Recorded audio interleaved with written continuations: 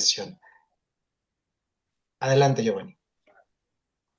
Muchas gracias. Buenos días, tengan todas y todos. Bienvenidos a este conversatorio, Los archivos en el marco de los derechos humanos, conmemorando el 77º año de la adopción de la Carta de los Derechos Humanos de la Organización de las Naciones Unidas con relación a los archivos y derechos humanos como parte de los trabajos de la Asociación Latinoamericana de Archivos por parte del Grupo de Trabajo sobre Archivos y Derechos Humanos. Sean todas y todos bienvenidos. Agradecerles también a los panelistas, a las maestras y maestros que nos acompañan en el día de hoy, que tenemos el privilegio de escuchar sus experiencias desde los distintos países, tanto Uruguay como Argentina y México. Y a su vez, pues bienvenidos todas las otras nacionalidades de los cuales los asistentes están aquí presentes. Pues el día de hoy es muy importante para todos y todos porque los derechos humanos siempre es una lucha, es un compromiso colectivo que tenemos todas y todos para preservar tanto el patrimonio documental, que es lo que nos enmarca en estos eventos, para poder ejercer los derechos humanos como derechos llave para poder continuar esta protección generación tras generación, que en este momento nos toca a nosotros protegerla y las futuras generaciones tendrán que continuar este camino. Agradecerles, tenemos el día de hoy presentes a varias personalidades, pero vamos a iniciar a la brevedad con la maestra Beatriz Muiño de Corzo, quien iniciaría en este día para permitirme yo leerle primero su semblanza curricular y una vez cederle los micrófonos, maestra. Entonces damos Muchas gracias. inicio. La maestra Beatriz Muiño de Corzo, de profesión licenciada en Archivología, ha desempeñado sus funciones desde el 2008 en el Archivo General de la Nación, con la encargatura de la Oficina de Información de Derechos Humanos. Por ahí hay un micrófono encendido. Este año es integrante del sexto Plan de Gobierno abierto por el Archivo General de la Nación. A su vez, integra la Comisión de Evaluación Documental de la Nación y ha formado parte en el Comité Técnico Asesor de Archivos para el Premio a la Transparencia en AGESIC. También integró el equipo en la elaboración de un memorando de entendimiento entre Uruguay y Argentina para el intercambio de documentación para el esclarecimiento de graves delitos sobre derechos humanos en la Presidencia de la República, en la Secretaría de Derechos Humanos para el pasado reciente. Es fundadora y secretaria ejecutiva del Centro de Archivos y Acceso a la Información Pública desde el 2005 y colaborando con el grupo de trabajo que redactó el primer borrador sobre la ley número 18.381 de acceso a la información pública. Es presidenta de la Asociación Uruguaya de Archivólogos del 2003 al 2005, que trabajó junto a un grupo de trabajo integrado por varias instituciones en la redacción del proyecto de la ley número 18.220, que crea el Sistema Nacional de Archivos y de su reglamento, que fue apoyado posteriormente por el Archivo General de la Nación. El día de hoy nos va a abordar el tema. Vamos a conversar un poco sobre los documentos de archivo como prueba en los documentos en derechos humanos. Maestra Beatriz, bienvenida. Le cedo el Bueno, uso de la voz. bueno, ¿me escuchan? Sí. Sí, ¿Y ven el PowerPoint? ¿Lo ven? sí, sí, maestra. Está. Bueno, bueno, muchas gracias. Bueno, gracias a ALA por darnos esta oportunidad y también al grupo de trabajo que formamos parte de Derechos Humanos, también a Marco que está siempre ahí atento atrás de todos para dar cumplimiento con las tareas. Este, acá yo lo que pongo es, digamos, lo voy a pasar nomás para que la gente se ubique que estoy en el Archivo General de la Nación, que el Archivo General ha tenido sus procesos en sus creaciones, que es 1827, 1880, 1926, porque no es lo central, pero me gusta que la gente que no conoce que se ubique un poco de dónde venimos. Después, quiero marcar que el Archivo General de la Nación tiene una ley, la 18.220, y es el órgano rector de la política archivística y de la gestión documental en todo el territorio nacional. Y es la principal institución encargada de resguardar la documentación del país. Su misión es la custodia, protección y facilitación del acceso a los documentos públicos y los privados de su propiedad y los privados de interés público que se le confíen como instrumentos de apoyo a la administración, a la cultura, al desarrollo científico y como elementos de testimonio e información del Estado y de sus habitantes. Su visión tiene a cargo la protección de la información pública, asegurando su disponibilidad para su consulta y da servicio a la democratización de la información como centro de investigación y resguardo de la memoria histórica nacional, ¿verdad?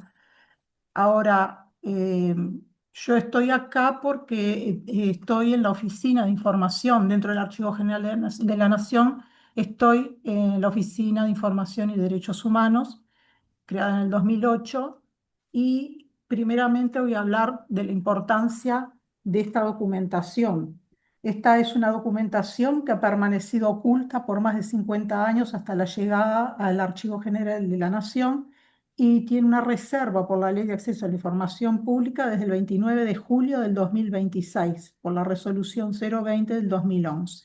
Sin embargo, nunca se negó, a pesar de tener reserva, no se negó la información a las personas, siempre fueron atendidas y no tenemos negativos de acceso. Es una documentación esta de un alto valor patrimonial y si bien es histórica, en la actualidad ha recuperado su vigencia, cumpliendo la función de prueba para las demandas de que hoy día hacen las personas afectadas en el periodo de la dictadura y los reclamos que la sociedad realiza a través de la justicia nacional e internacional. ¿Cómo llegan estos documentos al Archivo General de la Nación? Llegan a través de cuatro Hola, transferencias, hola, hola, ¿sí? hola. Hola. Por favor, ¿pueden silenciar sus micrófonos? Muchas gracias.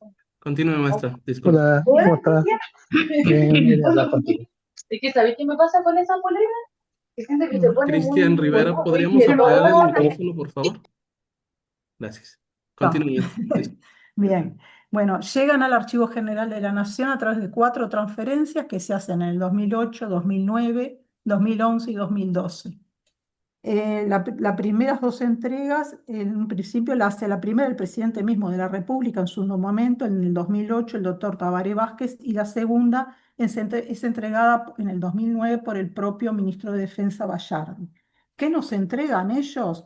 Nos entregan la documentación del ESMACO, que el ESMACO era el Estado Mayor Conjunto que se ocupaba en ese momento de asesorar, planificar y ejecutar los objetivos del gobierno militar sobre la población. En esas transferencias nos entregan una totalidad de 1.218 rollos de microfilm y su versión digitalizada en 51 DVD y 15 metros lineales en soporte papel. Posteriormente, en el 2011, el presidente de la Corte Electoral hizo entrega a los antecedentes históricos referidos a las inhabilitaciones especiales durante el periodo de la última dictadura. Se trata de un conjunto de 1.777 prontuarios correspondiente a las inhabilitaciones dictadas por las autoridades interventoras del organismo para las elecciones de 1984. Hay que entender que esta documentación, esta última referida de la Corte Electoral, en aquel tiempo las personas eran investigadas para acceder a los cargos públicos, perdón, y se los investigaba según la tendencia política. Entonces los categorizaban en tres categorías, vaya la redundancia, en la A, B y C. La A era que no tenía ningún vínculo político y la B y C que era con algún vínculo y el C era que era muy político. Entonces esas personas no eran ingresadas a la función pública. Esto trajo como consecuencia una gran pérdida de empleo, produciendo un impacto en unas 10.000 personas en el Uruguay. En la categoría, en los categorizados C tenemos dos líderes políticos muy importantes que fueron Wilson Ferreira Lunate y el líder general Sereni. Posteriormente, la última entrega que está indicada ahí la hace el Ministerio de Defensa. La parte de Sanidad Militar hace su última entrega de 53 cajas con documentación perteneciente a los legajos personales de médicos, odontólogos, químicos y NERS en situaciones de retiro, con bajas y fallecidos desde el año 1964 al año 1999. Es un total de 464 legajos. Como instrumentos de descripción solamente tenemos los inventarios y los índices. y es lo que abarca la mayor parte de la documentación. Y a través de ellos logramos hacer las referencias cruzadas para acceder a otros documentos. El tema es que deberíamos estar pudiendo hacer la descripción ya a esta altura, pero no podemos porque estamos con falta cada vez más de personal. A través de todos estos años yo trabajé sola, solamente para buscar la información y hacer los informes, y tenía una escribana que nos firmaba las entregas. Ahora ya tampoco la tengo. Se jubiló. En un tiempo tuve una chica que fue en el momento que tuvimos más solicitudes, y ahí ella sacaba junto conmigo la información.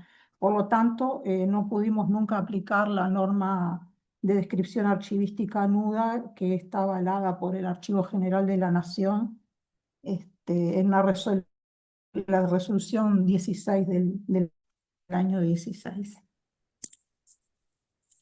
Acá me fui mal. Bueno, sus productores, dentro de este conjunto documental no existe un único productor, sino tantos como instituciones involucradas en el proceso. De ahí esta variedad, que no se las voy a nombrar una a una, pero ahí las tienen, y hay muchas más todavía, porque incluso cada productor generalmente hacía copia de cada documentación que emitía y mandaba a todas las instituciones. Por lo tanto, a veces se han encontrado hasta 15 o más copias enviadas a las instituciones. Los tipos documentales que hemos detectado y encontrado, así como sea a través de análisis, han sido las declaraciones juradas, los prontuarios, las carpetas de los presos, las fichas de servicio de información de defensa, los legajos personales, las fichas del órgano coordinador de operaciones antisubversivas, órdenes de captura, ficheros de grupos políticos y documentos del Ministerio de Relaciones Exteriores, pero también de otros, ¿no? Después vi ficheros que eran considerados BXX, que eran los que eran militares considerados para ellos traidores. Después los informes de la Cruz Roja también, porque la Cruz Roja visitaba a los detenidos entre los años 79 y 85 porque había personas en estados graves de salud. Y también los interrogatorios. Con respecto a los legajos personales, dentro de los legajos personales encontramos a veces la historia clínica tan buscada, porque la gente lo que se esperaba era encontrar historias clínicas, pero a veces las historias clínicas están dentro de los legajos personales. Así que es la forma a veces de tener un aporte de lo que ha pasado y una mirada distinta, porque porque la persona podía ser capturada un día 8 y el día 9 estar en el hospital militar, y eso figuraba. Entonces quiere decir que si aparecía con una rotura de un brazo, con quemaduras, con lo que fuera, eso está mostrando la gran ferocidad con lo que los reprimían y con lo que lo capturaron, ¿no? A las personas. Por eso en derechos humanos hay que tener una mirada diferente de los documentos. A veces no es todo, pero son datos pequeños que parecen pequeños en una sola frase, que acá en este caso le ha devuelto mucho a las personas que están buscando los datos. Bueno, ¿quiénes pueden acceder? Bueno, el propio interesado, el familiar, las comisiones de reparación que ahora voy a nombrar, las instituciones de derechos humanos, los pedidos de la justicia nacional, internacional, investigadores y periodistas. Desde el punto de vista internacional, estos documentos sirvieron de prueba en lo que fue el Plan Cóndor. Este fue un plan de represión política y terrorismo de Estado llevado a cabo y coordinado por varias dictaduras latinoamericanas, que incluyó operativos de persecución, detención, violaciones, apropiación de menores, interrogatorios y tortura, hasta llegar a la muerte y desaparición de las personas. Esto llevó al encarcelamiento de personas y al exilio de muchos. Las cifras para Uruguay de desaparecidos asciende a 192. Y aunque se han identificado más de 800 restos, el grupo de antropólogos sigue aún hoy trabajando.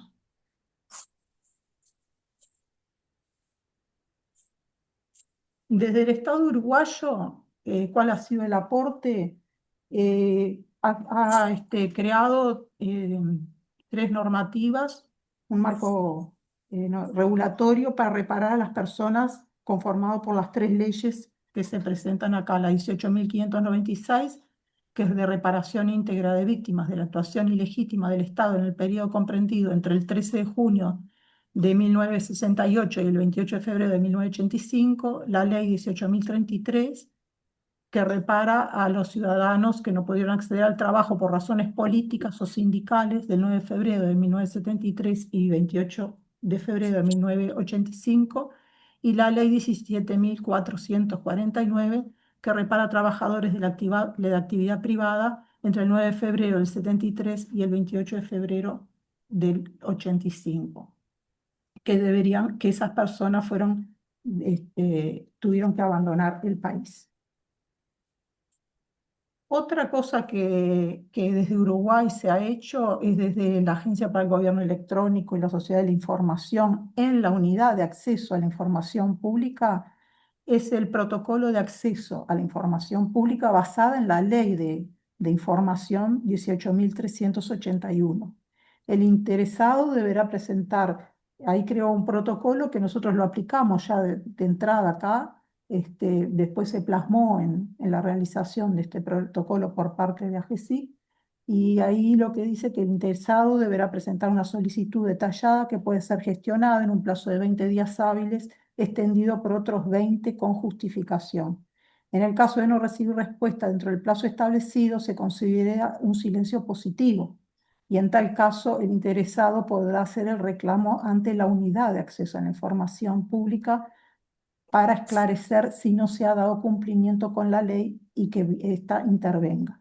Si la resolución de la Unidad de Acceso a la Información Pública no es satisfactoria, se podrá iniciar una acción judicial en un juzgado civil o contencioso administrativo con la asistencia de un abogado. Este protocolo, dentro del protocolo, lo que rige siempre es el principio de máxima publicidad para acceder, salvo excepciones de confidencialidad. La creación pide o sugiere de la versión pública en el caso de que haya información confidencial. Eso es bastante complejo de aplicar en mi caso. Nosotros nunca hicimos versiones públicas, no tuvimos la necesidad. En algún caso lo hicimos, pero no quedó muy bien hecha, y bueno, al final decidimos no hacer. Y la gratuidad, el acceso a la información pública es gratuito y no tiene costo. Nosotros, entre las cláusulas cuando hacemos ese protocolo que está aplicado acá, agregamos como digamos, una cláusula de confidencialidad para los que entregamos, porque así nosotros, de esa forma, no la hicimos nosotros, la hizo el Poder Judicial, después de muchas idas y venidas, y como trabajamos conjuntamente con la gente del Poder Judicial, muchas veces en tratar de mejorar y cubrirnos, digamos, para dar el mejor acceso a la información y que no tengamos problemas de repente de alguna índole con los datos personales, adoptamos esa cláusula. Después, la misma Unidad de Acceso a la Información Pública creó la Guía de Acceso y Gestión Documental,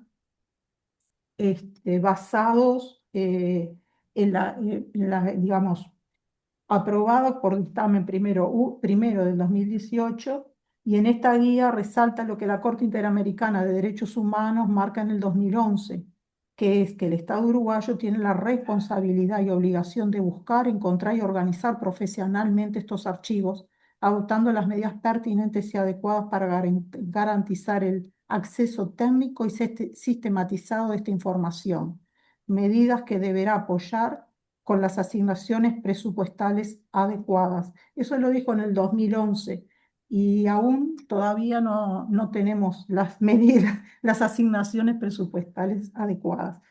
Entre otras sentencias sostiene que toda persona, incluyendo los familiares de víctimas de graves violaciones a los derechos humanos, tiene el derecho a conocer la verdad. En consecuencia, los familiares de las víctimas y la sociedad como un todo deben ser informados de todo lo sucedido con relación a dichas violaciones. Esta información debe ser suministrada sin exigirle a la persona que acredite ningún interés directo o personal o razones por las cuales la ha solicitado. La guía también proporciona una metodología de implementación con recomendaciones técnicas y jurídicas para brindar acceso a la información y mantener eficazmente los diversos servicios que ofrecen los archivos que contienen información sobre violaciones a los derechos humanos. Sus cometidos son los de orientar y apoyar el trabajo de los profesionales archivólogos y funcionarios y también autoridades responsables de que brinden el acceso y gestionar la documentación existente. El objetivo es sistematizar algunos parámetros legales y de gestión documental que contribuyan a la organización profesional, a la conservación y reconstrucción si es necesario, ya que se trata de archivos que poseen un gran valor patrimonial y jurídico para la sociedad. Eh, Ahora, más recientemente, tenemos una ley que en el antiguo gobierno sacaron, la ley 20.280, con fecha 25 de mayo del 2024, por la cual se crea en el Archivo General de la Nación una sección destinada a reunir, organizar y conservar los documentos relativos al pasado reciente y a las violaciones de derechos humanos. Esta norma está reglamentada por decreto 353 del 24 del 23 de diciembre. Crea un grupo de trabajo integrado por un representante del Ministerio de Defensa, un Ministerio de Educación y Cultura y uno de AGESIC y uno del Archivo General de la Nación. Este grupo de trabajo recién tuvo su reunión recientemente, el 5 de diciembre, por primera vez, y se encargará de realizar un decreto que reafirme las fechas por las cuales las instituciones no pueden eliminar documentos. Ya anteriormente, a través del Acta 8 del 2016, el Archivo General de la Nación había marcado las fechas que entre 1968 y 1985 no se debía eliminar documentos. Ahora se espera darle más fuerza a estas fechas y que las instituciones comiencen a realizar las transferencias. Acá podrán ver como que una especie de incoherencia debido a que al crear esta norma hay un desconocimiento que ya está primero en lo que dice el artículo 1 de la Ley de Archivos, ¿no? La 18/2020, que dice que es deber del Estado la conservación y organización del patrimonio documental de la nación y de los documentos de gestión como instrumento de apoyo a la administración, a la cultura, al desarrollo científico y como elemento de prueba, garantía e información. Y por otro lado, eso ya el artículo 1 también está dentro de la misión y la visión contemplado, lo de la información, y desconocen la existencia de la oficina esta que está creada desde tanto tiempo. Pero bueno, si esto va a venir a contribuir a que las instituciones envíen la documentación al archivo, o si reafirma la fuerza del archivo, bienvenido será. Lo que se va a armar es ahora lo voy a decir después más adelante, es un decreto, se espera para reafirmar esas fechas.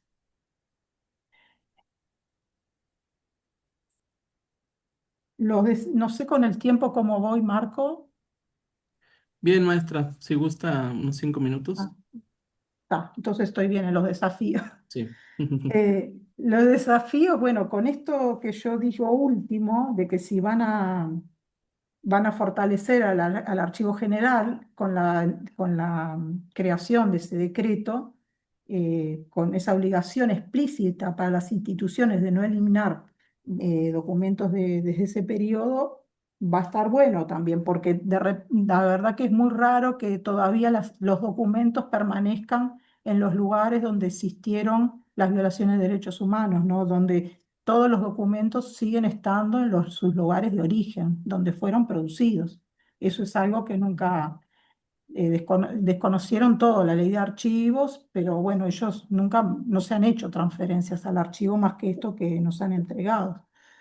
Bueno, el desafío de la falta de la verdad, la falta de acceso a la verdad sobre el destino de las desapariciones forzadas y la falta de documentos que pueda esclarecer los hechos sigue siendo un problema. Esto implica el derecho a saber y al recordar. Después, vencer la impunidad. A pesar de los avances, sigue existiendo impunidad y la lentitud en los procesos judiciales. Esto trae como relación que las personas a través del tiempo van falleciendo y también van falleciendo a los que se acusan y van falleciendo los que pueden dar testimonios, por lo cual se nos va cortando la brecha de conocer la verdad, ¿no? La Corte Interamericana de Derechos Humanos ha recalcado que los fiscales y tribunales deben asegurar que se cumpla con la obligación jurídica internacional de llevar a los responsables ante la justicia. Lo han dicho varias veces, pero, y a pesar de que siguen llevando a cabo los juicios, tenemos ese impedimento que al fin del juicio muchas veces estos han fallecido. O sea, el tiempo sigue siendo vital.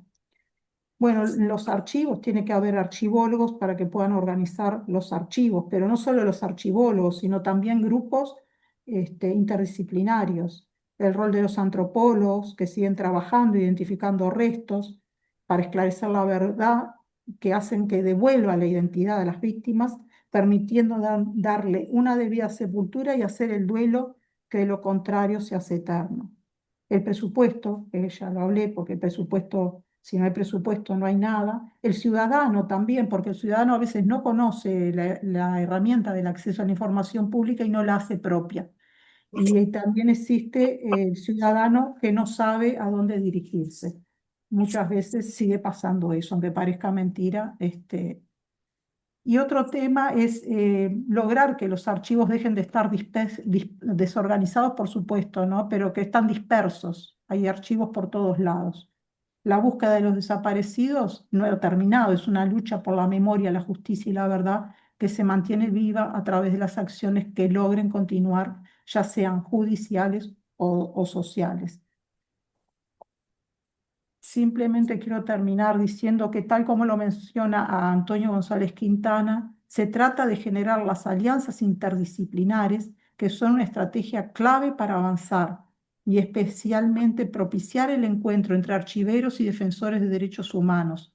Ha sido en última instancia esto el elemento clave para abrir la vía al trabajo y, en definitiva, conocer la verdad, ¿verdad? Vaya la redundancia. Bueno, nada más. Muchas gracias. No sé si llegué bien con el tiempo. Muy bien, maestra, muchísimas gracias. Al final habría una sección de preguntas y respuestas, ya que pasen nuestros invitadas e invitados restantes. Reconocerles también, maestra Beatriz, el trabajo que está haciendo desde Uruguay para lo que dice muy bien esta labor, este reto titánico de Es, recuperar la verdad, la justicia para las personas que han sido pues afectadas con estas graves violaciones de derechos humanos. Pues reconocerles, maestra, y pues muchas gracias por su bueno, conversación, su no, experiencia que nos comparte el día gracias de a hoy. ustedes. Muchas gracias. Para continuar, vamos a dar el uso de la voz. Me voy a permitir presentarles y comentarles una breve semblanza de la maestra María José Bani. Miré. Maestra, permítame poquito, ahorita seguimos, ¿sí? La maestra María José Bani Miré es archivista, coordinadora en Archivo Provincial de la Memoria de la Provincia de Santa Fe. Es docente cotitular en la materia Proyectos para la Administración del Estado con Software Libre de la Tecnicatura en Software Libre de la Universidad Nacional del Litoral. Es miembro individual integrante del Consejo Internacional de Archivos, ICA, y de la sección Archivos y Derechos Humanos.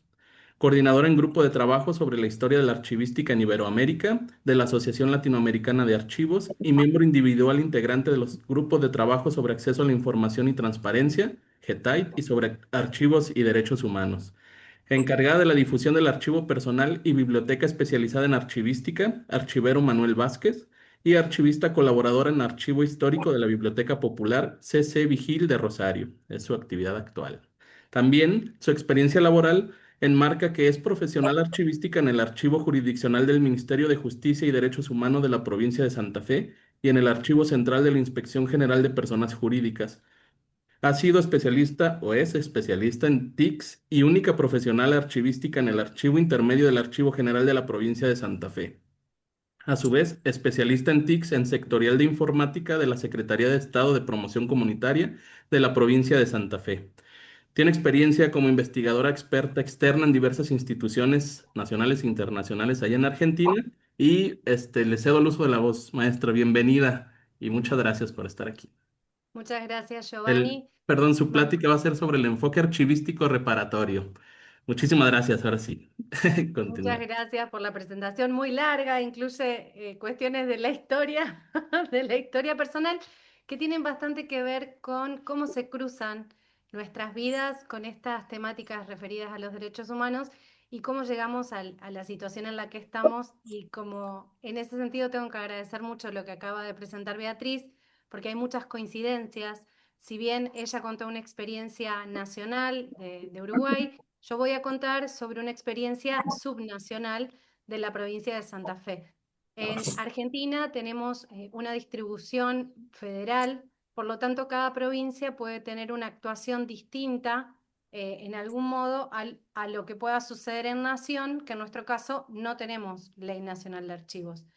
Gracias también porque en esa presentación se mezclan un montón de cuestiones que tienen que ver con la sistematización de la información, con trabajo en distintas instituciones provinciales y archivos de distinto tipo. Bueno, en ese sentido va a ir enmarcada un poco mi presentación sobre el enfoque archivístico reparatorio.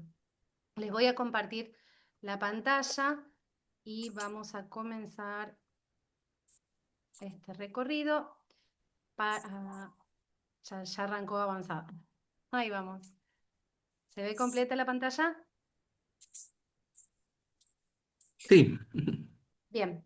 Bueno, antes que nada contarles que esta presentación está basada en la que me tocó presentar en el Congreso Internacional de Archivos de Barcelona, que fue hace nada menos que un mes, y quise darle también, en este sentido, un enfoque basado en los últimos avances en cuestiones reparatorias de la provincia de Santa Fe. Ahí como para que se ubiquen un poco en qué rinconcito del mundo estamos. Estamos en el litoral santafesino. Para relacionarlo un poco con lo que contaba Beatriz, contarles que la provincia de Santa Fe tiene un desarrollo normativo bastante distinto al resto del país en Argentina y a muchos otros lugares también de Latinoamérica. En ese sentido, tuvo un desempeño muy temprano en lo que tenía que ver con la legislación archivística. Tiene sistema provincial de archivos desde mitad del siglo pasado, con distintos avances en esa normativa. Lo que no quita es que eso realmente se implemente como dice la legislación. Por eso también agradezco la sinceridad de Beatriz y un montón de referencias a lo que pasa en el día a día en nuestras instituciones de archivos. Puede haber una muy buena normativa, pero puede haber una faltante de personal o de edificio o de cumplimiento de las normas que muchas veces hace que la legislación quede en el aire. En ese sentido, la provincia de Santa Fe, como les decía, desde el siglo pasado, mitad del siglo pasado, tenía una creación de normativa archivística que para finales, para los 90, se convierte en el sistema provincial de archivos. En ese mismo tiempo se hace una reforma de la Constitución Nacional que precisamente se hace en la provincia de Santa Fe y que tiene que ver con la incorporación, especialmente en lo que refiere a la archivística, de mención a lo que era el habeas data y a la protección de datos personales. En ese sentido, en el archivo general de la provincia, que incluía el archivo intermedio y el archivo histórico, se contaba con documentación que tenía que ver con, por ejemplo, la Dirección de Informaciones y Central de Inteligencia, y con el conocimiento de la existencia de documentación en policía y en servicio penitenciario que tenía que ver con el periodo que también hacía referencia recién Beatriz. Estamos hablando de fines de los 90. En ese momento se dan de baja algunas instituciones que tenían que ver con inteligencia y el archivo histórico de la provincia e intermedio se hacen cargo de una documentación que no tenía muchos precedentes en otros lugares del mundo, que era documentación de inteligencia provincial, pero que a la vez incluía documentación de ejército, de policía, de servicio penitenciario, de Gendarmería o de Policía Federal, toda integrada en ese conjunto documental que abarcaba aproximadamente entre 1966 y 1983-84. En ese momento se hace una adaptación, y lo estoy diciendo, es imposible obviamente resumir todo, pero lo estoy diciendo por el encadenamiento de situaciones que tienen que ver con la mirada archivística sobre procesos que van transcurriendo en el común de nuestras comunidades. En ese momento, el archivo de la provincia decide generar una normativa que tenía que ver con intentos de poner en el alcance de la comunidad de investigadores, pero también de las víctimas, esa documentación. Estamos hablando fines de los 90. No había en Argentina juicios de lesa humanidad porque habían sido cancelados con las leyes de impunidad. Todo esto tiene que ver con que en ese momento tampoco, por ejemplo, eran objeto de investigaciones académicas.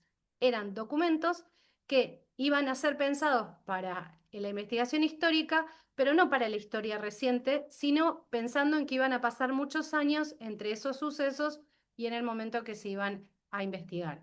También en ese momento, y acá también tenemos que entender cómo va transcurriendo la historia archivística de las instituciones y de esos fondos documentales en general, tiene que ver también con que en ese momento se pensaba con evaluar esos documentos y generar un expurgo de la mayor parte de esa documentación. Gracias a procesos complejos que no pueden suceder nunca en instituciones con poco personal, como también decía Beatriz, eso no se llegó a realizar. Y en esos años que fueron pasando, se dan de baja las leyes de impunidad a partir del año 2003, comienzan los juicios de lesa humanidad y a su vez empieza también un conjunto de leyes reparatorias similares a las que comentó Beatriz, que tienen que ver con el reconocimiento de las detenciones, con reparaciones o intentos de reparaciones de las desapariciones de personas, de su tortura en algún punto a manos del Estado argentino. ¿Por qué lo digo que va todo relacionado? Si nosotros pensamos en que el proceso, por lo menos en Argentina, está basado en en el que el lema dice memoria, verdad, justicia, reparación, todo eso está enfocado especialmente en la no repetición de esos hechos. Entonces, en ese proceso de memoria, verdad, justicia, suceden tanto los juicios de lesa humanidad como los procesos estos que tienen que ver con la recuperación de documentos desde los distintos lugares donde esos documentos estaban. En eso sí tenemos una diferencia porque en la provincia de Santa Fe se habían secuestrado documentos de policía y de servicio penitenciario ya a principios de los años 90. No, a finales de los años 90. Entonces, en ese momento, esos documentos que se secuestran estaban solamente a disposición de la justicia. Con la creación, en un momento, de los primeros archivos de memoria, lo que se busca es intentar darle a esos documentos mayores grados de profundización en la investigación, pero también algo que ya vamos a ver más adelante en un cuadro, es un enfoque totalmente distinto al que se le daba en los archivos históricos o en los archivos jurisdiccionales o administrativos a esa misma documentación. Van a ver que en muchas de las pantallas que voy a mostrar hay mucho que tiene que ver con las reparaciones y las nuevas normativas en cuanto a reconocimiento de derechos de las personas travestis trans. ¿Por qué está relacionado? Y aparte nos tenemos que acordar que estamos en el Día Internacional de los Derechos Humanos en un sentido amplio. ¿En qué se relacionan estas cuestiones? Es que en la provincia de Santa Fe se utilizó toda la normativa que se había preparado para el reconocimiento de los derechos de las personas que habían sido detenidas o víctimas del terrorismo de Estado, y se aplicó la misma legislación a personas travestis trans que habían sido perseguidas y discriminadas a lo largo no solo de la dictadura, sino hace poco, nada más el año pasado, se legisló sobre sus detenciones post-dictadura, es decir, en democracia. ¿Y por qué tiene que ver esto? Porque se tomó hasta el año 2010, en que se dan de baja todo lo que tenía que ver con la legislación de persecución de personas por cuestiones de moralidad. En ese momento, en 2010, se da de baja y bueno, y se aplica esta misma normativa. Para nosotros tiene muchas implicancias este nivel de entrecruzamiento entre la normativa, entre lo que se busca a nivel internacional, pero de lo que se logra a nivel provincial. ¿Y por qué digo que tiene mucho que ver?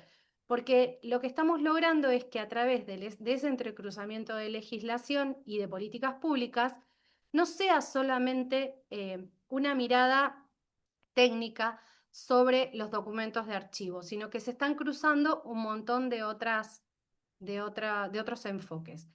Pero a mí me toca hablar del enfoque archivístico y entonces ahí tengo que profundizar también un poco más en lo que tiene que ver, como les decía, en la provincia de Santa Fe, con estas series de documentos que habían sido secuestradas en primer caso por la justicia federal para esas causas de lesa humanidad, pero que se le da intervención a instituciones provinciales como el Archivo de la Provincia, y una vez creado el Archivo de la Memoria de Santa Fe en el año 2006, esos documentos empiezan a ser transferidos a este archivo.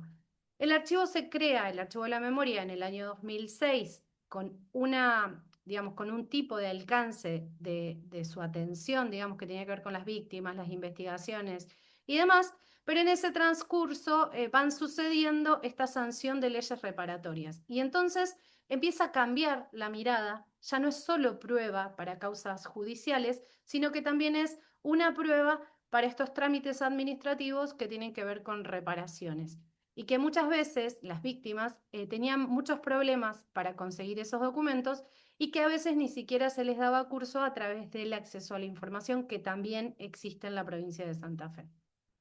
Ahí en primer plano pueden observar una documentación que tenemos de policía que está baleada por completo, son 5 tomos que tenemos con montones de balas en su interior, pero es un poco también para mostrar esto que comentaba Beatriz de la dificultad del análisis de estos documentos por las diferentes visiones, pero también por el maltrato que se le ha dado a lo largo del tiempo en ese intento por ocultar o por destruir esta documentación. Como les decía, esas cuestiones políticas que tienen que ver con las políticas públicas, en algún modo, también se van cruzando con lo que van desarrollando las comunidades en general, como es, por ejemplo, el florecimiento de archivos. En este sentido, no solo quisiera retomar el tema del Archivo de la Memoria Travesti y Trans de la provincia de Santa Fe, que viene haciendo un trabajo consistente a lo largo de todos estos años de visibilización de sus problemáticas, pero también que este archivo particularmente tiene una diferencia con otros archivos de la memoria travesti trans, y es que la mayoría de sus integrantes han sido reparadas a través de estas leyes que les contaba que tienen que ver con indemnizaciones en primer punto, pero también otro tipo.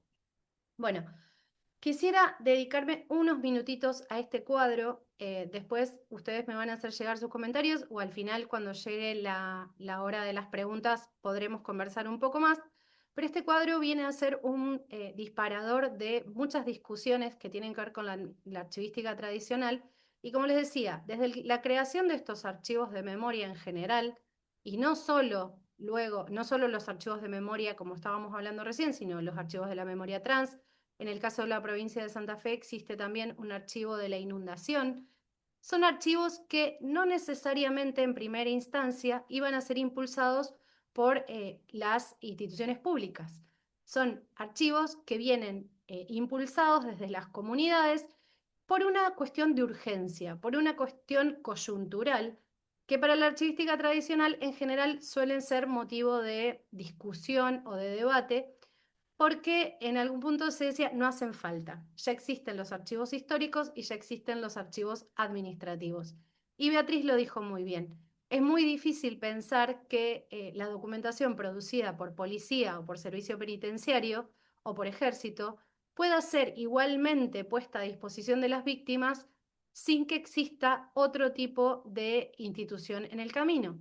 Lo mismo sucede con los archivos históricos. Es muy difícil pedirle un archivo histórico en el que la diferencia entre los años de producción de los documentos con el año de consulta es muy amplia, y le estamos pidiendo que también trabaje con archivos y documentos que tienen que ver con historia reciente, cuyas personas mencionadas en esos documentos están aún incluso en edad de trabajo, que ni siquiera se han jubilado. Eso es bastante complejo. Asimismo, en los archivos históricos no había costumbre de realizar protección de datos personales, porque se supone que es documentación que ya está disponible para la consulta histórica.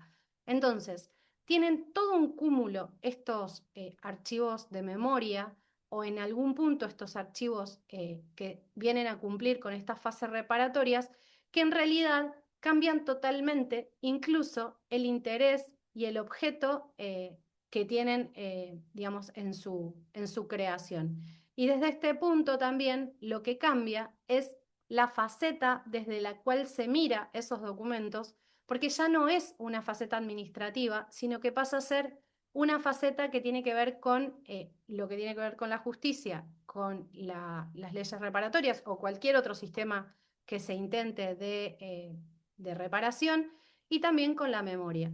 Y sí puede suceder que a futuro estos documentos pasen a integrar, digamos, áreas históricas en esos mismos archivos o en archivos históricos ya constituidos, pero lo que estamos viendo nosotros, por lo menos en los últimos 10 años, es que el interés de esos documentos ya no es revivificar el objeto por el que esos documentos fueron producidos, sino que lo que se hace es darle un objeto totalmente distinto y lo convierte en un uso de ese documento bastante diferente a lo que tiene que ver con la faceta histórica.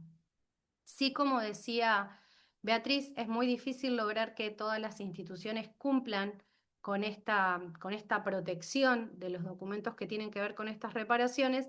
Y, por ejemplo, estamos viendo en nuestra provincia que en esa superposición de funciones que se suelen dar en los estados, estamos asistiendo a la destrucción de muchísima documentación en aras de la despapelización y de la digitalización de la administración pública. Ahí hay como una confusión. Se piensa que destruyendo esos documentos, pero primero digitalizándolos, vamos a poder tener pruebas en esos documentos digitalizados. Y las personas que trabajamos con la justicia o con leyes reparatorias sabemos que la materialidad del documento no tiene nada que ver con lo que se logra con el uso de la copia digital. Bueno, este cuadro, como les decía, ya sé que es bastante complejo, pero también muestra abajo, van a ver en la línea violeta que está abajo, que habla de los metadatos, esto que en archivística siempre decimos que es una cuestión de capas.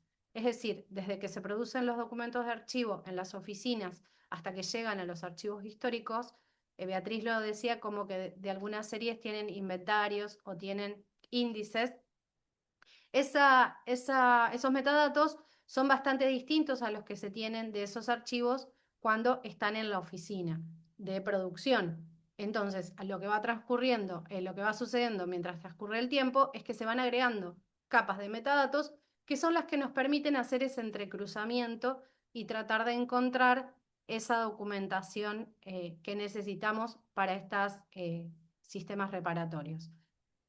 Solo a modo de ejemplo, ya sé que el tiempo es bastante escueto, solo contarles que en provincia de Santa Fe fuimos de los primeros lugares en el mundo en que se le dio un documento de identidad a personas trans, travestis trans, sin necesidad de que saliera la Ley Nacional de Identidad de Género. Y en ese caso quisiera mencionar a Alejandra Ironisi, que está ahí en la foto y que fue la primera persona en la provincia de Santa Fe en recibir ese documento y que hoy ya no está presente porque fue asesinada en un caso de femicidio o transfemicidio, como también está contemplado en la legislación. También contarles que, bueno, hay legislación nacional de matrimonio igualitario, que hay sistemas de adopción. En ese camino de acciones reparatorias, y me basé, como les decía, especialmente en las personas travestis trans, primero como modo de darles reconocimiento a una lucha que viene desde hace mucho tiempo y que si bien cuesta, la van llevando adelante con mucho orgullo, y en eso estamos todos acompañando ese camino. En ese camino de reparaciones no es solamente un expediente, no es solamente un legajo, no es solamente la copia de un documento. Hay montones de trámites que van sucediendo, como por ejemplo el cupo trans. Para darle trabajo a una persona trans a raíz de ese cupo, hay toda una cantidad de documentos que si no hacemos a tiempo las acciones adecuadas, puede que dentro de unos años esos documentos se destruyan. Y también hay muchísimos, obviamente, reconocimientos públicos, pero también investigaciones académicas relacionadas. Esto a modo solamente de visibilización de algunos de los tipos de actividades que tienen que ver con esto del reconocimiento y el acompañamiento en este proceso de reparación. Y ahí van a ver que hay un afiche, por ejemplo, del evento que hicimos el año pasado para el Día Internacional de Acceso Universal a la Información, donde en el panel de usuarios hubo una persona travesti trans contando sobre su proceso de alcanzar esas copias que necesitaba para esa ley reparatoria a través de el acceso a la información en archivos de policía o de la justicia. También contarles que en ese proceso hay no solo causas de lesa humanidad que tienen que ver con personas detenidas en dictadura por cuestiones ideológicas, como les decía, en nuestra legislación ya toma la persecución de moralidad como una persecución ideológica, pero que ha derivado en la creación de nuevas causas judiciales que tienen que ver con la investigación de esa persecución en particular. Y esto yo no lo dije desde el principio, pero bueno, tiene sentido decirlo ahora. Eso tiene que ver con la cantidad de luchas que en Argentina se fueron dando desde las abuelas de Plaza de Mayo, las madres de Plaza de Mayo, lo que es el equipo argentino de antropología forense, que tiene reconocimiento internacional, la ley del Banco de Datos Genético, con un montón de otras políticas públicas, pero también impulsadas desde la comunidad y desde los organismos de derechos humanos, que tienen que ver con conseguir nuevas investigaciones. En nuestro caso, por ejemplo, la investigación de la persecución a las personas travestis trans va a tener mucho sentido, porque como les decía yo, fue hasta el 2010, o sea, hasta hace casi nada, 15 años, esa persecución era mucho peor que la que tenemos conocida. Lo que tenemos que hacer es como ponernos en tema en ese sentido.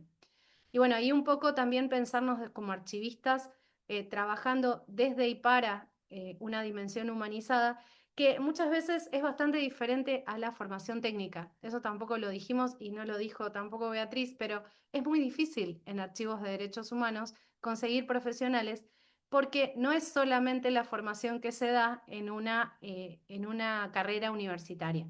Generalmente la interdisciplina que necesitamos se va cubriendo con formación que vamos haciendo a lo largo del tiempo en las distintas temáticas que son necesarias para trabajar en este tipo de archivos tan complejos. Bueno, como les decía hoy, cuando estaban en ese libro, Las balas, en ese registro policial, Las balas, agujereando el papel, en archivos de memoria nunca basta con metadatos, porque es mucho el trabajo que hay que hacer para entender y sistematizar información que fue ocultada voluntariamente por las instituciones que la produjeron, por ejemplo, en el caso de las personas travestis trans, a través de áreas de moralidad y policiales que nunca pensaron que iban a ser objeto de una persecución, de una causa judicial que tuviera que ver con la investigación de su accionar. Pero si esos documentos no se hubieran conservado, no podría ser llevada adelante esa investigación. Les dejo algunos enlaces que tienen que ver con algo de los que les fui contando y también cuestiones relacionadas con el archivo de la memoria de la provincia de Santa Fe y algunas de las otras cosas que estuve contando.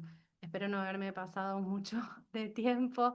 Le agradezco a Giovanni, a Marco que está también ahí apoyando. Bueno, y un saludo también para Natalia, que hoy no nos pudo acompañar.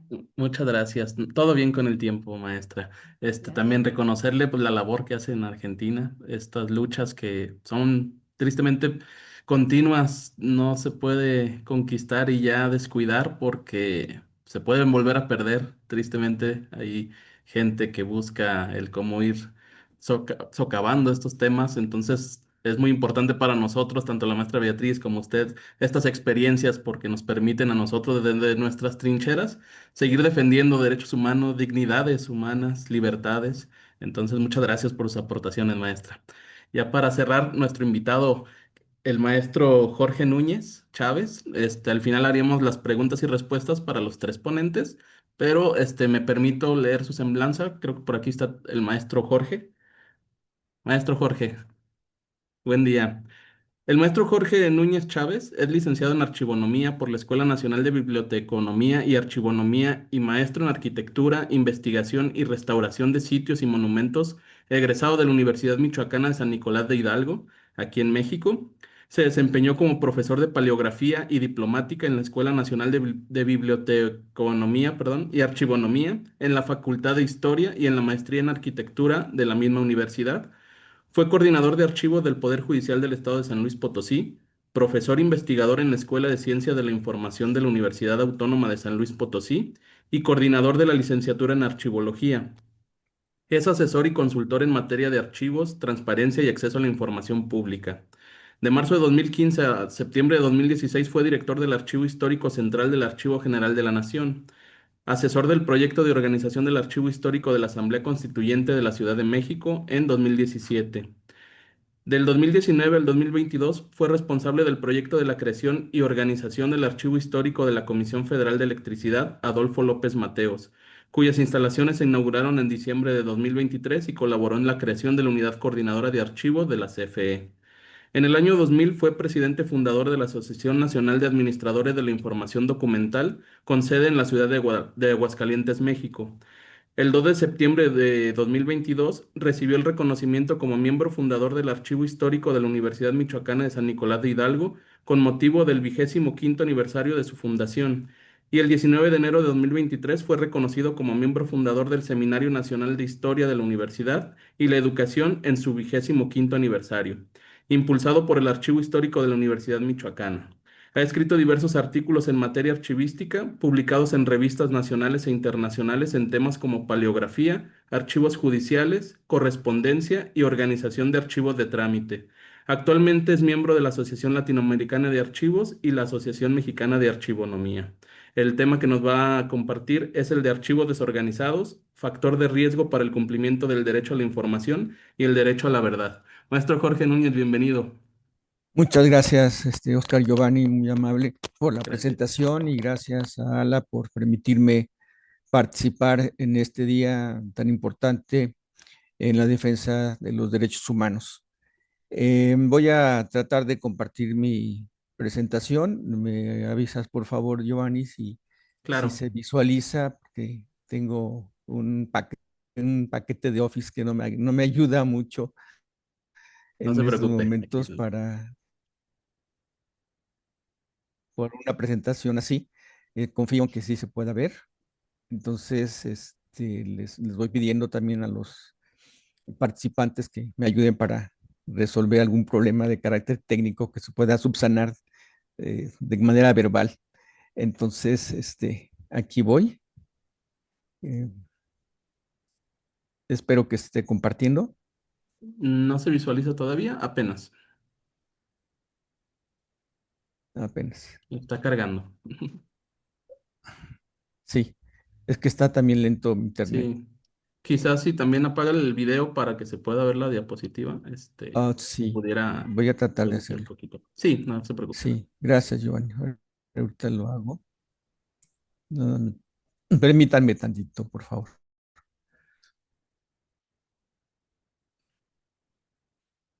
Si no, si no lo puedo hacer, si no se visualiza, voy a tener que iniciar de manera verbal, si me permiten.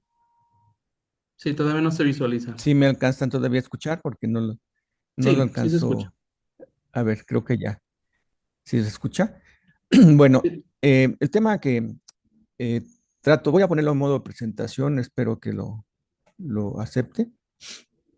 El tema que elegí para compartir con ustedes es algo que parte de una realidad. Todos estamos de acuerdo en que el cumplimiento del derecho a la información y el derecho a la verdad están relacionados directamente con la accesibilidad a los archivos. Una condición para que esto se pueda realizar es que los archivos estén organizados. Si esto no se cumple, pues difícilmente podremos tener acceso a la información que contienen estos archivos, y principalmente aquellos que contengan información relacionada con los delitos de lesa humanidad o que afecten los derechos humanos. El día de hoy se está conmemorando el Día Internacional de los Derechos Humanos. Ya se está compartiendo, Y, maestro, perdón. Ya se, perdón, ya se ¿ya? visualiza. Sí. Ah, perfecto. Voy a pasar a la siguiente diapositiva. Como decía, el día de hoy se conmemora el Día Internacional de los Derechos Humanos. Y en este sentido, hay una declaración el comisionado, el alto comisionado de las Naciones Unidas. Creo que no puedo pasar la diapositiva, voy a intentarlo otra vez.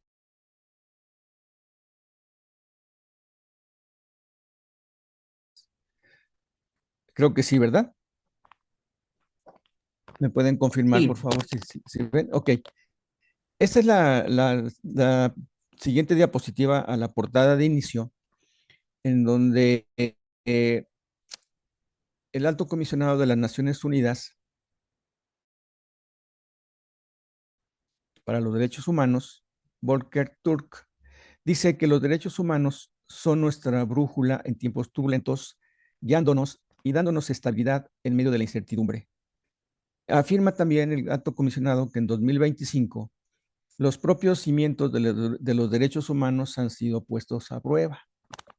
Y aquí abajo viene un breve resumen de los elementos esenciales que están consagrados en la Declaración Universal de los Derechos Humanos.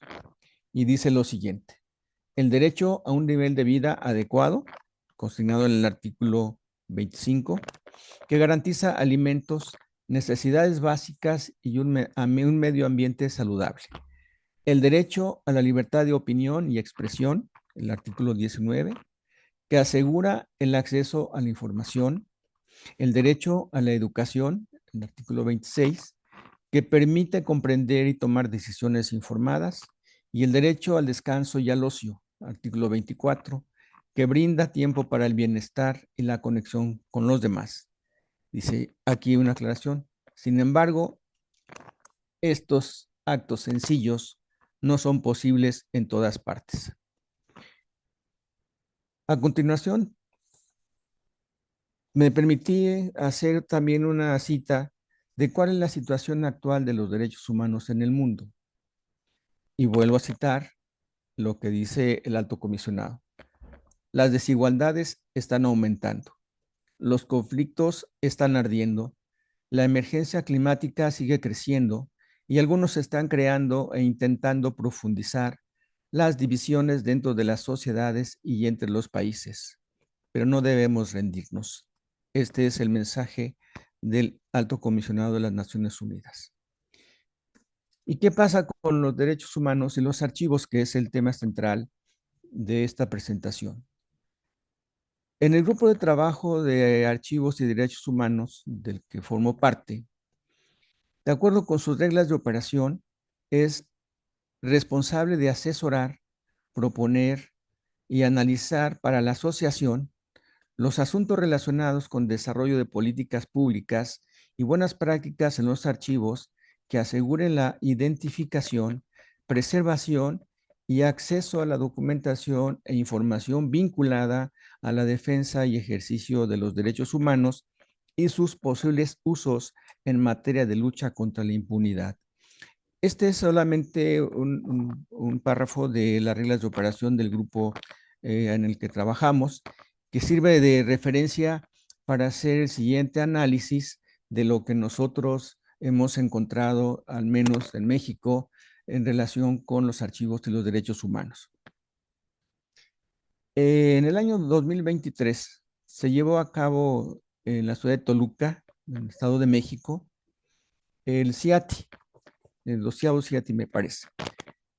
Y se elaboró un documento titulado La Declaración de Toluca. Y en el punto número 1, y casi desde el inicio, dice que los archivos son instrumentos esenciales para hacer posible el derecho a saber y el derecho a la verdad. Aquí me gustaría que pusieran atención en la palabra de archivos, que se escribe con A mayúscula, porque más adelante observaremos cómo se refieren en las normas y otros documentos a los archivos con minúscula, y vamos a explicar la diferencia. Los archivos aportan antecedentes a la justicia y permiten la reparación de daños a las víctimas de violaciones de los derechos humanos, contribuyen a la recuperación de la memoria colectiva, brindan información para la historia, proporcionan evidencias para la sensibilización y educación de las nuevas generaciones. La localización, preservación y protección de los archivos deben ser objetivos de las políticas públicas de los estados para poder hacer efectivo el cumplimiento de los derechos humanos, lo que dimos en llamar deber de archivo. La labor de los tribunales de justicia se presenta como ejemplo de cómo la buena gestión documental y la correcta administración archivística son esenciales para garantizar el ejercicio de derechos. Bueno, en este primer punto, en resumen, podemos decir que los archivos son instrumentos esenciales para hacer posible el derecho a saber y el derecho a la verdad. En el punto 6 de la misma Declaración de Toluca, alineados con el objetivo 16 de desarrollo sostenible, nuestros esfuerzos deben centrarse en garantizar el acceso a la información pública y promover la transparencia proactiva mediante el desarrollo de modelos eficientes de gestión documental que no solo garanticen el Estado de Derecho y fortalezcan sus instituciones públicas, sino que combatan la corrupción y protejan las libertades fundamentales, tanto individuales como colectivas. Los archivos, cumpliendo con las normativas nacionales, velarán por los derechos ciudadanos y la memoria social, garantizarán la rendición de cuentas, abrirán a la ciudadanía un espacio de participación en la toma de decisiones. Esta declaración de Toluca es sumamente importante en nuestro país, puesto que los participantes del CIATI en ese año de América Latina pues, expresaron la función que deben tener los archivos. Y se puede desprender que estos archivos tienen que estar debidamente organizados para garantizar el cumplimiento de estos derechos. Pero, ¿qué pasa en México? ¿En verdad los archivos están organizados para garantizar el derecho de acceso a la información y el derecho a la verdad? Nos dimos a la tarea de investigar a través de algunos documentos institucionales, por supuesto, la existencia de problemas en la organización de los archivos. Y de acuerdo con los informes de cumplimiento, que afortunadamente son públicos, de los planes anuales de desarrollo archivístico en diversas instituciones, las actividades que se han desarrollado para organizar los archivos se han concentrado básicamente en 5 aspectos principales, y esto principalmente, fundamentalmente en archivos de trámite o archivos de gestión. Una primera actividad es la designación de responsables de archivos. La segunda son transferencias primarias, es decir, preparar todos los documentos que han causado, ya han terminado su trámite en los archivos de gestión a un archivo de concentración, hacer solicitudes de baja o realizar bajas documentales, la elaboración y la actualización de los instrumentos de control de consulta y la capacitación del personal. Casi todas las instituciones públicas, sobre todo de carácter federal y algunos estados, se han concentrado en estas actividades. ¿Por qué razón? De acuerdo con un diagnóstico de archivos realizado por el Archivo General de la Nación, en el ejercicio del derecho a la información, dice que en los últimos años el término archivo, aquí es donde quiero que ustedes pongan atención, por qué se escribe con minúscula y por qué en la Declaración de Toluca con mayúscula, se ha convertido en una palabra clave. O sea, la redacción no es muy afortunada cuando se trata de acceso a la información. Es decir, el archivo aquí se considera como una palabra, como un término, sino como una institución o como un área de servicio o de apoyo a las administraciones públicas y, por supuesto, privadas. En el entendido que los archivos, como decía doña Antonia Heredia, Cuando se escribe con A mayúscula, se trata de darle una personalidad al archivo, ya sea como institución o como un área de servicio.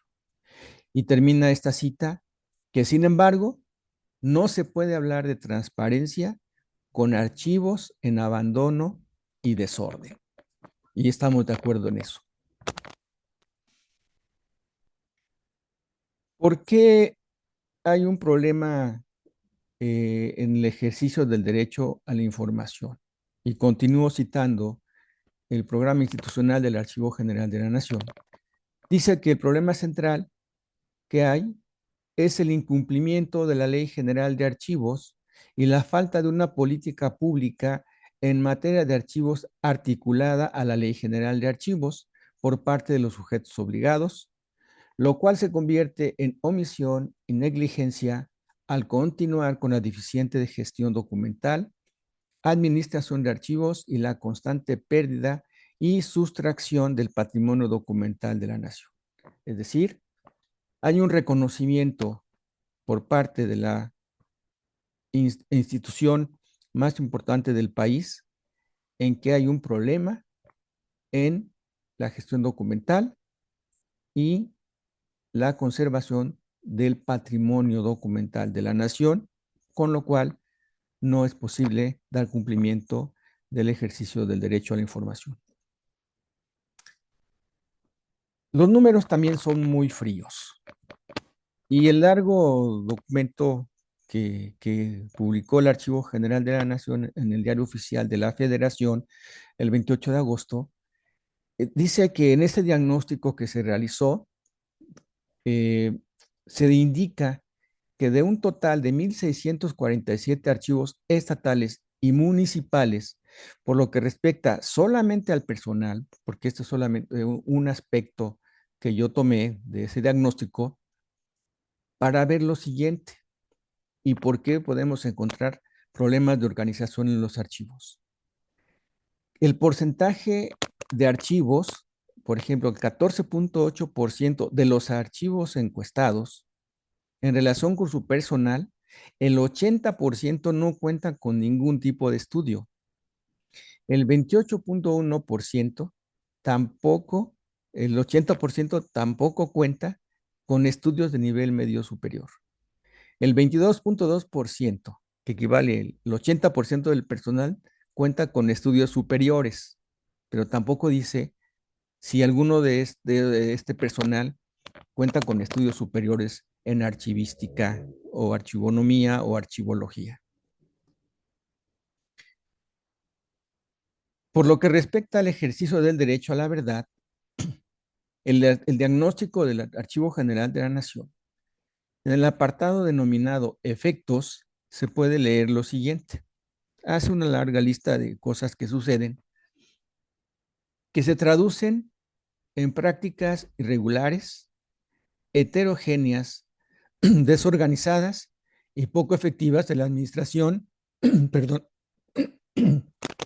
la gestión de archivos, lo que compromete la gestión de gobierno, la rendición de cuentas, la preservación del patrimonio histórico y dificulta garantizar los derechos de acceso a la información, a la memoria y a la verdad. Y esta es una realidad. Por otra parte, cuando nos referimos al ejercicio del derecho a la verdad, y ya mis compañeras que antecedieron en la mesa hablaban de los distintos fondos documentales que se conservan principalmente en los archivos históricos. Pero también en los archivos históricos se enfrenta una problemática que dificulta el acceso a la información y también el acceder a los registros que permitan conocer la verdad. Los principales aspectos que se deben atender en los archivos históricos se refieren a la preservación del material, a la organización de sus fondos, a la difusión del material, el acceso a la información, la falta de instrumentos de control y consulta, la ausencia de transferencias secundarias y sobre todo la existencia de información reservada confidencial y datos personales en los archivos históricos, que también dificulta su acceso y, por supuesto, que contribuyan a realizar algunas causas de carácter judicial. En una publicación muy reciente, el año 2022,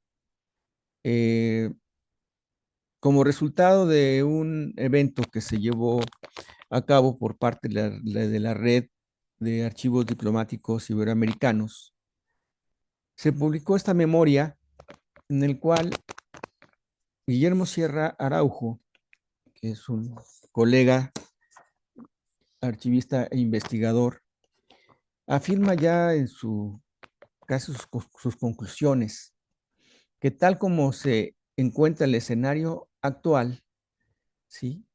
El acceso a la información como derecho humano está lacerado, es decir, herido, aunque resulte difícil de aceptar, representa un importante retroceso para la investigación, no solo histórica, sino también legal, administrativa, cultural, política, etc. Es decir, mientras los archivos no se encuentren debidamente organizados, que cuenten con sus instrumentos de consulta y se facilite su acceso, también es muy complicado garantizar el acceso a la información y ejercer el derecho a la verdad. Creo que tanto Beatriz como María José Bani han dicho que en sus países, por ejemplo, los fondos documentales no están totalmente organizados y tampoco tienen los recursos necesarios para realizar esas actividades. En México no estamos lejos de padecer lo mismo. Tampoco tenemos los recursos suficientes, tampoco existe el personal calificado suficiente que reúna el perfil que establece la propia Ley General de Archivos para realizar trabajos de organización de todos los fondos documentales que se encuentran en el país y el numeroso, vamos a decir, la numerosa cantidad de sujetos obligados que no cumplen con las disposiciones que existen desde el 2018 y algunos años anteriores, la dificultad para poder armonizar la Ley General de Archivos en todos los estados, que equivale, según el diagnóstico del Archivo General de la Nación, al 38% de los 32 estados que tenemos en México, pues también es otra dificultad que tenemos en nuestro país para garantizar el acceso a la información y también coadyuvar en el ejercicio del derecho a la verdad. Esta es la presentación que preparé para este día. No sé si el tiempo fue suficiente, me habían dado como 15 minutos, preparé el tiempo, digo, esta presentación para este tiempo, pero estoy eh, listo para escuchar sus comentarios o sus preguntas. Muchas gracias. Muchas gracias, maestro Jorge. Todo bien de tiempos. Nos quedan unos minutitos antes de finalizar para abrir la sección de preguntas y respuestas. Por ahí estábamos leyendo algunas cuestiones, más que nada reconocerles, también felicitarles por las experiencias que nos han compartido desde estos tres países, Uruguay, Argentina y México. También la expertise que ya tienen y pues la lucha que han estado realizando para la protección de los derechos humanos y sobre todo de los archivos. El reconocer los archivos, darles esa importancia que de repente queda de lado o lo ven como complementario o en otro enfoque, cuando tienen su vida propia, tienen su importancia, su relevancia y trascendencia para, como hemos visto, memoria, justicia y verdad. Entonces agradecerles, maestra María José, maestra Beatriz, maestro Jorge, perdón. Y pues ahora sí, más que los reconocimientos, preguntaban si las presentaciones iban a compartir. Ya por ahí las maestras los estuvieron compartiendo en el chat. No sé si el maestro Jorge también quisiera compartirlas o en un momento posterior se les podrían compartir. Si puede en el chat, pues ya también quedaría. Y si la presentación del día de hoy, el conversatorio, se publicaría en redes. Va a ser posteriormente en las redes de aquí de la asociación. Se estará publicando este conversatorio. Y por aquí viene una pregunta también ya en específico, para el maestro Jorge, de Berta Inés Juárez. Jorge, ¿este diagnóstico del que hablas está público? ¿Nos puedes regalar el link? Maestro Jorge, ¿no? Sí, con todo Ujú, gusto. Está publicado en el Diario Oficial de la Federación del 28 de agosto de este ujú. año, 2025. Ahorita, si gustan, lo puedo escribir en el chat, nada más lo encuentro aquí, para que es el programa institucional del Archivo General de la Nación, correspondiente a esta administración 2025 al 2030. ¿Sí? Muy Entonces bien. es Diario Oficial. Me dicen, por favor, si se ve. ¿Por dónde lo va a compartir, maestro? ¿Por el chat? En el chat. Ok. Todavía no se Está un poco visualiza. lenta No se la preocupe. máquina. Ahí está. Maestro Jorge, también otra pregunta o su Sí, opinión sobre las políticas de digitalización que se implementarán en México, ¿qué no encontrarían alineadas con la Ley General de Archivos? A ver, las políticas de digitalización que se implementarán en México, ¿qué no encontrarían alineadas con la Ley General de Archivos? Está ahí en el chat bueno, el comentario, maestro. me parece que eh, todos los proyectos de digitalización, al menos en México, ya tienen una normativa que expidió el propio Archivo General de la Nación. Y bajo estos criterios son factibles que se lleven a cabo estos proyectos, pero me llamó mucho la atención lo que comentaban hace un momento. Me parece que fue, digo, si me equivoco, por favor, corríjanme, una de mis compañeras que mencionó que se estaban digitalizando documentos y destruyendo los documentos digitalizados, o sea, los documentos originales. Esto es un grave error. En ningún momento la digitalización va a sustituir al documento original.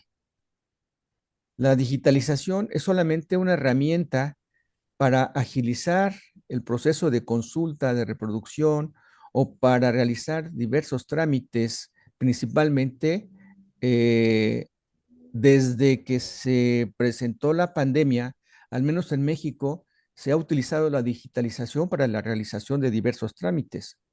Eso me parece que es un gran servicio para la ciudadanía, pero en ningún momento la digitalización, la imagen, porque además es una imagen, no sustituye al documento original. Eso es un atentado a la preservación del patrimonio documental de cualquier país. Y por supuesto, hay malos proyectos de digitalización, yo lo puedo decir, porque lo he visto. Es decir, las empresas cobran por imagen digitalizada y no garantizan la calidad de su digitalización y además pueden estar digitalizando documentos en blanco, porque yo me he encontrado documentos en blanco y por supuesto que cobran por esa imagen. Y fueron miles de documentos digitalizados en blanco y eso es un costo que bien se podría utilizar para la organización de los archivos con otros objetivos que faciliten otras labores. Entonces, si los recursos eh, se destinan a proyectos de digitalización, pero evidentemente hacen falta archivos organizados, pues que los destinen mejor para organizar los archivos. Es altamente preocupante, por ejemplo, que en México se reconozca que hay archivos en azoteas, en estacionamientos, en bodegas, en pasillos, y que todavía el Archivo General de la Nación en su diagnóstico reconoce que hay más de 2 millones de cajas en esas condiciones. Y se están proponiendo sistemas informáticos que no resuelven el problema de la organización de archivos. Hoy se habla hasta de inteligencia artificial, pero los archivos siguen en el abandono. Entonces, creo que debemos de pensar, yo como archivista, puedo decirlo como un archivista tradicional, destinar todos nuestros esfuerzos y los recursos para organizar y rescatar los archivos que se encuentran en esas condiciones. ¿Sí? Muy bien. Eso sería mi propuesta. La sugerencia de organizar archivos con fines, ¿sí? En este caso, de defensa de los derechos humanos, para facilitar el acceso a la ciudadanía y sobre todo para, ¿por qué no? La digitalización ha ayudado mucho en México para la realización de diversos trámites para los que no es necesario acudir presencialmente.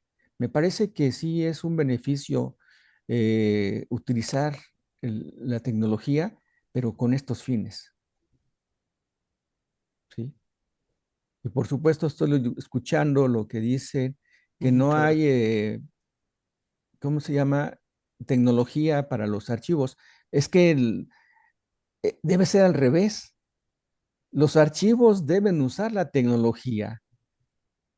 Es una herramienta para facilitar el trabajo de los archivos, no es al revés. Parece que es una imposición tener sistemas informáticos en los archivos cuando ni siquiera están organizados. Entonces, por eso muchos sistemas informáticos diseñados no prosperan porque los archivos no están organizados como debe de ser, ¿sí?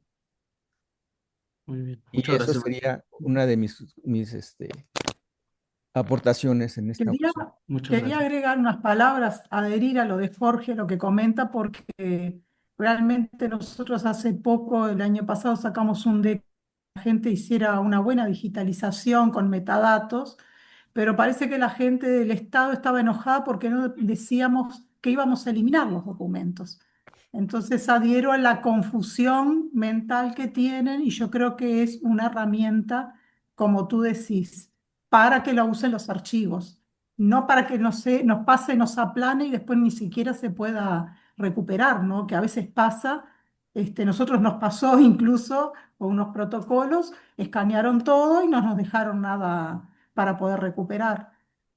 Entonces no valió de nada, porque ahora se Exacto, necesita más tecnología y sueñan con la inteligencia artificial y la base es esa. Si no hay archivos organizados, que es algo que parece muy trillado ya, porque hace tantos años que ujú, lo venimos ujú, sí, diciendo, pero es la base y los archivólogos tienen que estar siempre. así Después es, tendrán que hacer sus alianzas con otros porque solos no vamos a poder tampoco y es mucho más enriquecedor.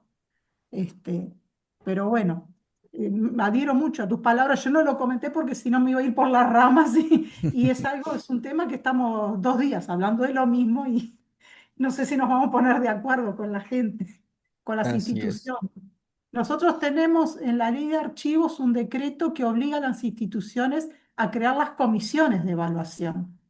Y son un poco más de 200 y ni siquiera 70 llegamos a los que están comprometidos con los referentes y ni siquiera 70, por ejemplo, 70 ponen que mandaron los referentes, pero ni de esos 70 están todas las comisiones hechas de evaluación. Esa es otra sensación que nos dice que, como tú decís, que no está organizado los archivos. así es. Y después vamos al otro punto de qué transparencia me están hablando. Eso es Ujú, algo que lo digo siempre, pero no lo puedo decir mucho, solo en nuestro ámbito, sí, porque enseguida me achacan. Sí, muchas veces Sí. en realidad lo que esperamos, porque es muy poca la incidencia de los archivistas en general en o sea, en la formulación de políticas públicas.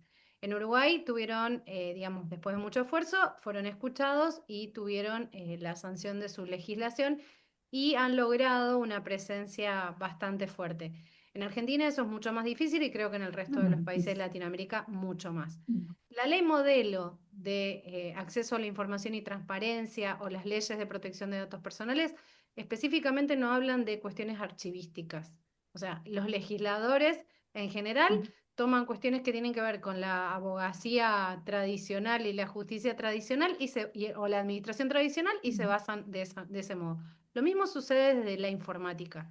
Los informáticos en general no están formados en archivística ni saben trabajar con archivistas ni los archivistas saben del todo trabajar con informáticos y creo que es muy duro ese camino, pero es algo que tenemos que hacer, porque si no pasa esto, se digitalizan documentos sin la intervención de archivistas, por lo tanto después no sirven para, ni siquiera para la consulta, ni mucho menos para la preservación, pero pasa lo mismo con el resto de las actividades.